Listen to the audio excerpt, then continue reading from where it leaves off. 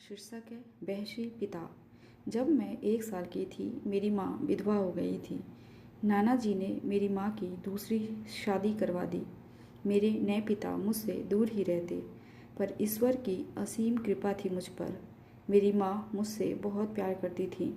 मेरे नए पापा जाने किन लोगों के साथ उठते बैठते धीरे धीरे नशे के आदी हो गए थे। अब मैं 3 वर्ष की हो चुकी थी और मेरा भाई भी इस दुनिया में आ चुका था। मुझे पापा से बहुत डर लगता था। जब वह सुबह खाना खाकर चले जाते तो उनके पीछे सारा दिन मैं उधम चौकड़ी करती, परंतु जैसे ही शाम को घर आते मैं शांत हो जाती। पापा माँ से झगड़ते, कभी कभी हाथ तक उठा देते।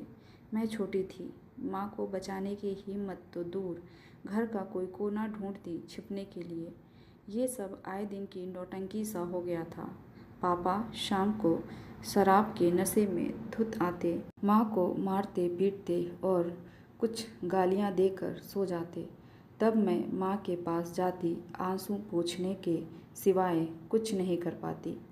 माँ मुझे छाती से लगाकर खूब रोती। उनको रोती देख मैं भी रोने लगती। ये सब देखते देखते मैं 8 साल की हो गई थी। मेरा भाई पापा का बहुत दुलारा था, इसलिए पापा ने उसका एडमिशन कॉन्वेंट स्कूल में करवा दिया और मेरा एडमिशन पास के ही एक सरकारी स्कूल में। उसकी पढ़ाई पर पापा बहुत पैसे खर्च करते, पर जब मेरी बात आती तो कुछ न कुछ बहाना बनाकर मना कर देते। पापा अब ज़्यादा पीने लगे थे और उनकी मारपीट भी बढ़ गई थी। वक्त बीतता गया, अब पापा की कमाई भी ज़्यादा होने लगी थी। माँ जब भी शराब छोड़ने के लिए कहती, मार खाती और गालियाँ सुनती। मैं अब 15 साल की हो गई थी और मेरा भाई 12 साल का। सुबह उठकर मैं माँ का हाथ बटाती घर के कामों को ख़त्म करने में। उसके बाद स्कूल जाती।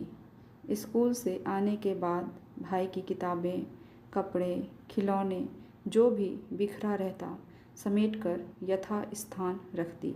फिर कपड़े धोती, सुखाती और तह करके रखती। पापा के कपड़ों को प्रेस करना, उनकी चीज़ों को व्यवस्थित करना मेरी जिम्मेदारी बन चुकी थी और मैं पूरे लगन से इन सब कामों को करती।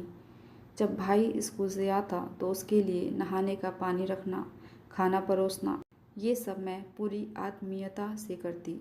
शाम को सोमू दोस्तों के संग बाहर चला जाता और पापा के घर आने से पहले लौट आता। एक शाम पापा अपने दोस्तों को साथ लेकर घर आए। इससे पहले कभी उनके दोस्त घर के अंदर नहीं आते थे, बाहर से लौट जाते थे। वे अपने साथ शराब की बोतलें भी लेकर आए थे। माँ ने पापा से बोला, अभी तक तो आप बाहर से ही पीकर आते थे और अब औरों को भी घर में लाने लगे। ये घर है, शराब का अड्डा नहीं। माँ ने एक कमरे में मुझे भेज दिया, परंतु मैं ये सब कुछ कमरे की खिड़की से देख सुन रही थी। पापा माँ को गाली देते हुए बोले, बाहर पुलिस वाले पीने नहीं देते और घर पर तू जान की दुश्मन बनी है। माँ, देखो हम सब बर्दाश्त करेंगे, पर ये सब नहीं, ये सब बाहर ही किया करो। पापा, ये मेरा घर है, जो मर्जी वो करूँगा। तू होती कौन है रोकने वाली? चल हट यहाँ से, मेरा दिमाग मत खराब कर। और माँ को धक्का दे दिया। माँ उस रैक से जा टकराई जिस पर बर्तन रखे हुए थे। सारे बर्तन इधर उधर बिखर गए। माँ उठी और बोली, तुमने मुझे धक्का दिया? और पापा को जोर का धक्का दिया। पापा उस मेज से जा टकराए जिस पर शराब की बोतलें रखी हुई थी। बोतलें नीचे गिरकर टूट गईं। कमरे में कांच के टुकड़े फैल गए। पापा के गिरते ही सोमू पापा को उठाने के लिए दौड़ा। मैं पापा से डरती थी, इसलिए नहीं गई। सोमू ने पापा को उठाया और कमरे में चलने के लिए कहा। पापा गुस्से में उठे और टूटी हुई बोतल से माँ के पीछे कमर पर वार किया। माँ पापा की तरफ जैसे ही मुड़ी, पापा ने 2 बार उनके पेट पर वार किया। ये सब देखकर हम भौचक्के हो गए। क्या करें, कुछ समझ नहीं आ रहा था। माँ के नीचे गिरते ही पापा भी सन्न हो गए। गुस्से में एक कत्ल हो चुका था। पापा और उनके दोस्तों ने पुलिस से बचने के लिए माँ को जल्दी से उठाया और घर के पीछे आंगन में ले जाने लगे और मुझसे पापा कहते हुए गए कि ये सब जल्दी से साफ कर दो। उनके पीछे मैं सफाई में लग गई। पापा और उनके दोस्तों ने आंगन में गड्ढा खोदा और उसमें माँ को डालकर उस पर मिट्टी डाल दी। मैं रो रही थी। मेरे लिए यकीन कर पाना भी मुश्किल हो रहा था। जो माँ चंद घंटे पहले हमारे साथ थी, अब हमारे बीच नहीं रही। काश ये सब बुरा सपना हो और माँ एक आवाज़ दे, मैं उन्हें सीने से लगा लूँगी, लेकिन मैं कभी नहीं मिल पाऊँगी। उनकी कमी पूरी ज़िंदगी खलेगी। मैं अब किससे बात करूँगी? कौन अब मेरे साथ में रहेगा? रात बहुत हो चुकी थी। सोमू सो गया था और मैं उसके बगल में लेटी सोच रही थी कि अब भाई और पापा के सिवा मेरा इस दुनिया में कौन है? अगर पुलिस ने पापा को पकड़ लिया तो हमारा क्या होगा? यही सब सोचते सोचते कब नींद आ गई पता ही नहीं चला। सुबह उठी तो सोमू स्कूल जा चुका था। पापा आज दुकान नहीं गए थे क्योंकि सुबह के 9 बज चुके थे। मैंने पापा से खाना खाने के लिए पूछा क्योंकि कल रात किसी ने खाना नहीं खाया था। पापा, खुशी, कल के हादसे के बारे में किसी से कुछ न कहना। मैं ऐसा नहीं करना चाहता था, लेकिन मुझसे गुस्से में ऐसा हो गया। खुशी, मुझे पता है, आप परेशान मत होइए। आपके और सोमू के अलावा मेरा है कौन? तभी पापा ने मुझे पहली बार गले से लगाया। पापा, सोमू को मैंने समझा दिया है, वो भी किसी से नहीं कहेगा। कोई तुम्हारी माँ के बारे में पूछे तो कह देना घूमने गई हैं। आज शाम को मैं बाज़ार जाऊँगा, तुम्हें कुछ चाहिए? मुझसे आज तक पापा ने ऐसी बात नहीं की थी। खुशी, आपको जो ठीक लगे ले आना। पापा, ठीक है, मैं अब दुकान निकलता हूँ। मैं दिन भर काम करके थक सी गई थी। शाम को लौटते समय पापा एक थैली में शाक सब्जी और दूसरे में समोसे गुजिया के पैकेट लेकर आए थे। सोमू खुश होकर पापा से पूछा, ये सब मेरे लिए है?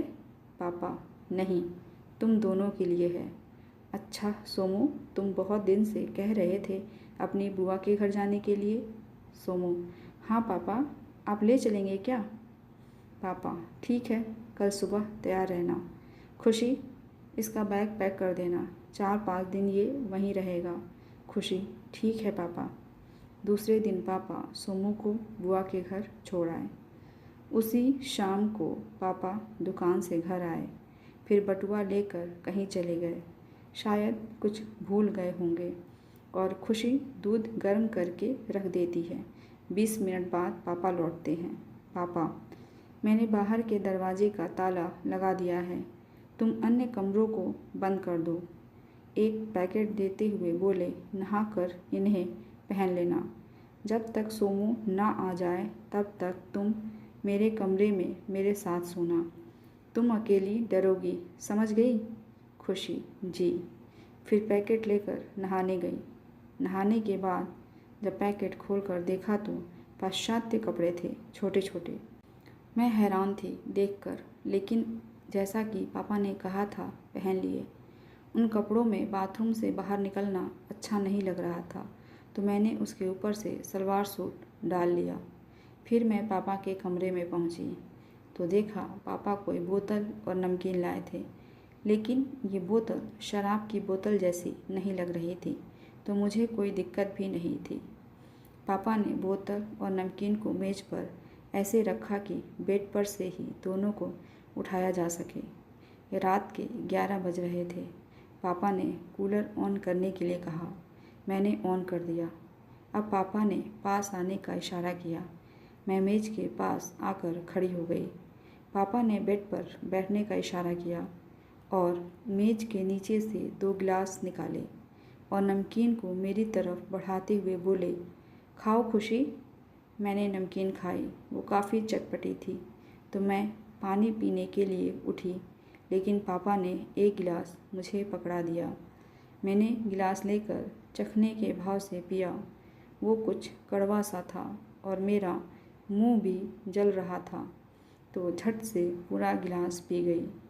मैंने नमकीन न खाने का फैसला किया और पापा से कहा, ये बहुत तीखा है। पापा ने फिर से गिलास आधा भर दिया और मुझे रसोई घर से चीनी लेकर आने को कहा। मैं थोड़ी देर में चीनी लेकर आ गई, लेकिन लौटने पर देखा तो गिलास पूरा भरा हुआ था। पापा ने चीनी मेरे गिलास में डाल दिया और चम्मच से हिलाकर थोड़ा डांटते हुए बोले, जल्दी से ख़त्म करो। तो मैंने झट से पीकर ख़त्म किया। पापा खड़े हो गए और बोले, चलो खुशी, थोड़ी देर छत पर चलते हैं। मैं अब तक थक गई थी, नींद भी बहुत आ रही थी। बावजूद पापा के भय से मैंने हाँ में सिर हिला दिया और हम छत पर आ गए। मेरे पेट में जलन हो रही थी, लेकिन मैंने पापा से कुछ कहा नहीं। छत पर पापा इधर उधर टहलते रहे, पर मैं एक किनारे खड़ी रही। थकान और नींद ने मुझे निढाल कर दिया था और अब मुझे थोड़ा चक्कर भी आ रहा था। खड़े रहने की हालत में मैं अब नहीं थी। सिर में दर्द होने लगा था, पसीना भी आ रहा था। मैं छत पर ही बैठ गई। मेरे कपड़ों पर धूल लग गई थी, लेकिन इस समय इससे ज़्यादा ताकत नहीं बची थी मेरे शरीर में। अजीब सी हालत हो रही थी।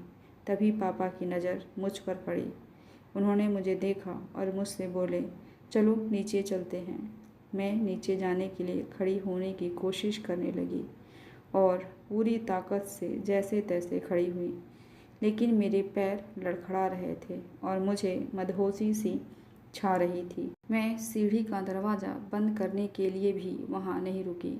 पापा ने आते समय दरवाज़ा लगा दिया था। तभी मुझे लगा कि मुझे टॉयलेट जाना चाहिए। अब हर कदम भारी लग रहा था और अपनी हालत भी नहीं बता सकती थी, लेकिन जैसे तैसे टॉयलेट जाकर आ गई पापा के कमरे में। तब तक पापा अपने कपड़े उतारकर बनियाइन और कच्छे में लेट गए बेड पर। ज्यों ही मैं लेटने के लिए बेड पर बैठने वाली थी, पापा ने कहा, तुम्हारा कपड़ा गंदा हो गया है, इन्हें निकाल कर एक किनारे रख दो। अब मेरी ऐसी हालत नहीं थी कि दोबारा बाथरूम में जाकर कपड़े बदल सकूं। मैंने पापा से कहा, मेरी तबीयत ठीक नहीं लग रही है, मैं बाथरूम में नहीं जा सकती। पापा ने कहा, कोई बात नहीं, तुम रुको, मैं उतार देता हूँ। मैंने दोनों हाथ ऊपर किए। पापा ने कुर्ता उतार दिया। मैं सलवार का नाड़ा भी नहीं खोल पा रही थी।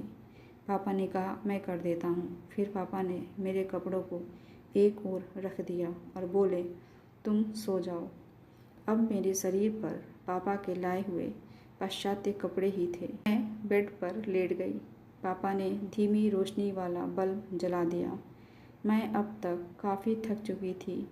मैं सो गई, पर अभी नींद कच्ची थी और पेट में जलन भी। तभी पापा ने बनियान भी उतार दी और लेट गए। मेरे चेहरे और माथे पर धीरे धीरे हाथ फिराने लगे। पापा, अरे खुशी, तुम्हें तो बहुत पसीना आ रहा है, चलो ये कपड़े भी निकाल दो। चलो बैठ जाओ। खुशी, नहीं, मुझे सोना है, मैंने आलस भरे स्वर में कहा। डर से मेरी धड़कनें बढ़ने लगी। पापा, चलो ठीक है, तुम नहीं उठना चाहती, नहीं सही, उस तरफ करवट लो, मैं निकाल दूंगा। फिर तुम्हें पूरे बदन में हवा लगेगी और आराम मिलेगा। चलो मुड़ो। पापा के आवाज़ में कठोरता थी।